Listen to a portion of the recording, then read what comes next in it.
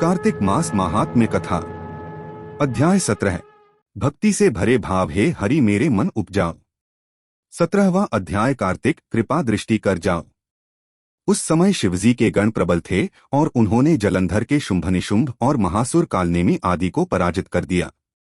यह देखकर सागर पुत्र जलंधर एक विशाल रथ पर चढ़कर, जिस पर लंबी पताका लगी हुई थी, युद्धभूमि में आया।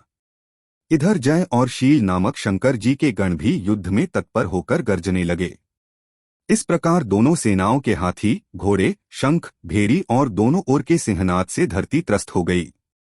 जलंधर ने कुहरे के समान असंख्य बाणों को फेंककर पृथ्वी से आकाश तक व्याप्त कर दिया और नंदी को 5, गणेश को 5, वीरभद्र को एक साथ ही 20 बाण मारकर उनके शरीर को छेद दिया और मेघ के समान गर्जना करने लगा।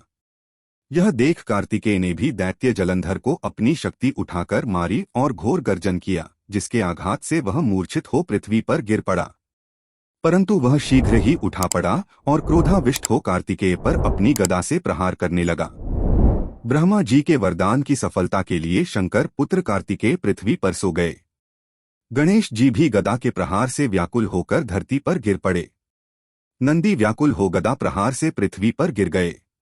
फिर दैत्य ने हाथ में परिध ले शीघ्र ही वीरभद्र को पृथ्वी पर गिरा देख शंकर जी गण चिल्लाते हुए संग्राम भूमि छोड़ बड़े वेग से भाग चले। वे भागे हुए गण शीघ्र ही शिवजी के पास आ गए और व्याकुलता से युद्ध का सब समाचार कह सुनाया। लीलाधारी भगवान ने उन्हें अभय दे सबका संतोषवर्धन किया। कार्तिक मास महात्म्य कथा। अध्याय 17 समाप्त।